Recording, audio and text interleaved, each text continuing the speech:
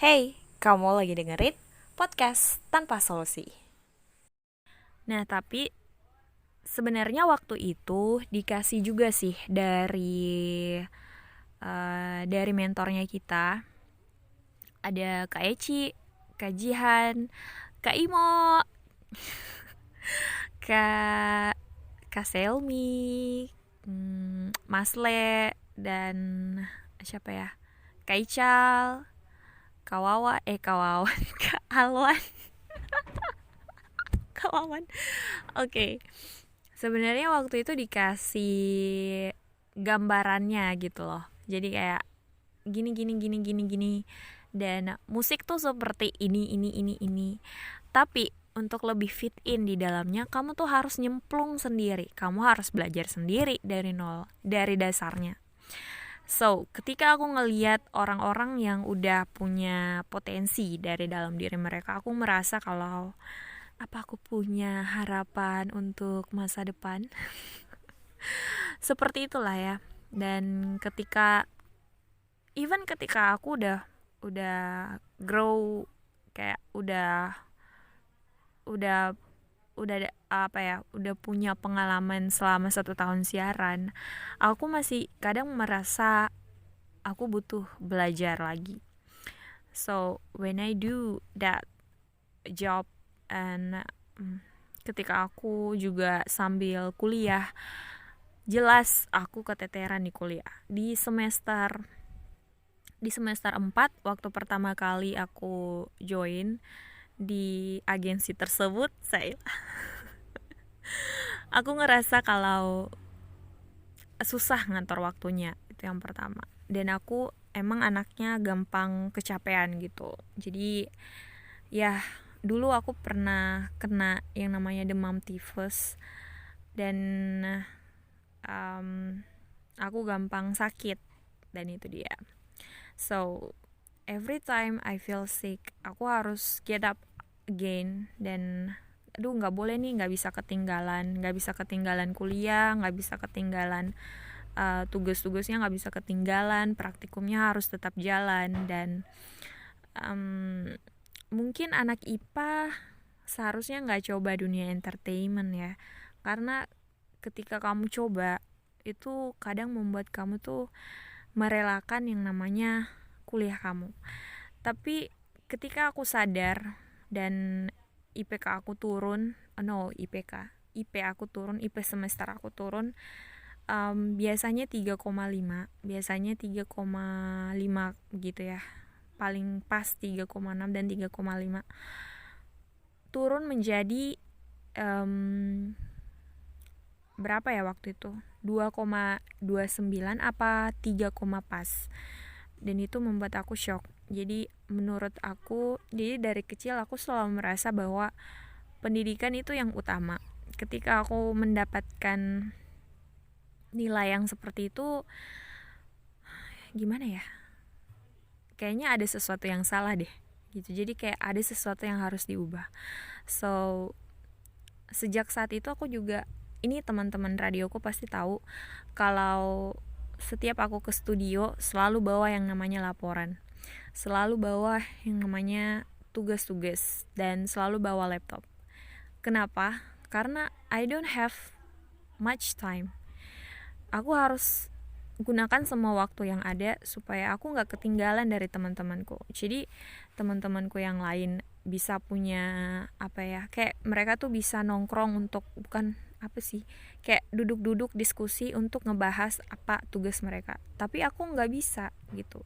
Jadi aku harus memanfaatkan situasi dan kekosongan waktu yang ada, misalnya sembari nunggu mentor gitu ya, atau misalnya, dan itu pun yang terjadi kebalikannya ketika aku lagi di kampus. Aku berusaha untuk ngecek apa lagu yang diputar, siapa penyiarnya, apa yang mereka bicarakan hari ini. Kan selalu beda tuh yang dibicarakan hari ini sama yang dibicarakan besok gitu. Dan pendapat apa sih, kayak main topik hari ini yang mereka, kadang tuh kalau kamu putar radio Jakarta itu biasanya apa yang mereka bicarakan itu kadang hampir sama gitu ya, kecuali untuk kayak mereka ada show entertainnya sendiri-sendiri, misalnya Prambors, misalnya Hard Rock FM, misalnya Trax, itu beda-beda. Dan itu yang bikin ada ciri khasnya nih masing-masing, dan masing-masing radio itu punya kayak benang merahnya kayak gitu. Apakah dari konten siarannya, apakah dari lagunya, dan terutama dari segi style penyiarnya. Nah, itu dia.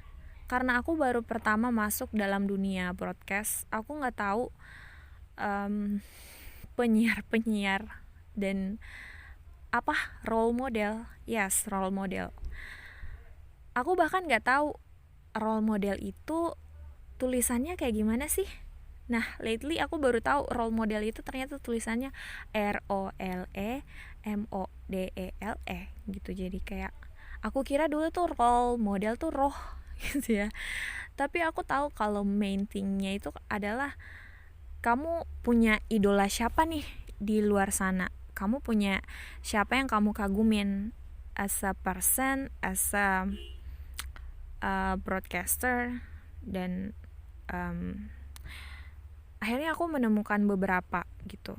Tapi setelah reveal that ternyata beberapa mentorku nggak suka. Kayaknya waktu itu idola aku tuh terlalu cengeng gimana gitu ya. Gak tahu juga sih. Dan pertama kali masuk di dunia radio, kesan pertama adalah gila, bahasanya aku nggak ngerti apa-apa. Dan karena aku emang punya basic dalam dunia pendidikan, jadi tone suaraku dan juga logat dan juga cara penyampaianku itu terlalu jadi anak kampus. Misalnya tertata, rapi. Sedangkan kalau kamu kalau kamu siaran, stylenya nggak cocok, nggak match gitu. Pembawaan aku tuh terlalu kedengaran tua gitu ya, dan nggak cocok untuk radio anak muda saat itu, untuk di station radio aku waktu itu. Itu dia memori-memori yang yang pernah ada, dan I didn't see it as a bad memory, karena aku ngelihat dari sanalah sebenarnya aku bertumbuh banyak dari hal-hal yang tidak pernah aku sangka sebelumnya. Misalnya 5 tahun lalu nih, aku gak pernah nyangka kalau 2 tahun mendatang aku bakal ada di kursi itu, dan orang-orang mendengarku siaran dari sana, orang-orang yang gak pernah kenal sama aku. Dan I so thankful for that. Kayak semua mentorku, semua pendengarku, sebenarnya secara langsung aku pengen berterima kasih, karena aku merasa kalau kita tuh udah jadi temen di udara gitu ya, yang nggak pernah ketemu. Maybe kita ketemu, tapi kita nggak akan merasa seakrab kita pada saat lagi on air gitu ya, karena aku merasa aku selalu jadi temen kamu, dan aku jadi temen kamu selama aku siaran di sana. Kayak 2,5 tahun 2 tahun 6 bulan 7 bulan kah, I don't know. But karena aku udah mulai itu dari sejak semester 4, dan aku memutuskan untuk menyelesaikan itu ketika aku selesai kuliah. Aku ngerasa kalau pendengarku adalah temen aku yang ngelewatin masa-masa yang sama seperti aku. Kayak masa kuliahku, masa dimana aku harus galau tentang tugas skripsi, masa dimana aku harus putus cinta, masa dimana aku berbunga-bunga, masa dimana aku ngelewatin KKN, berpisah dengan para pendengarku, dan lain sebagainya. I think that's so memorable for me ya. And aku dari sana juga aku dapet banyak lumayan banyak koneksi. Karena untuk pribadi aku tipe manusia, bukan tipe orang yang punya banyak temen. Waktu balita,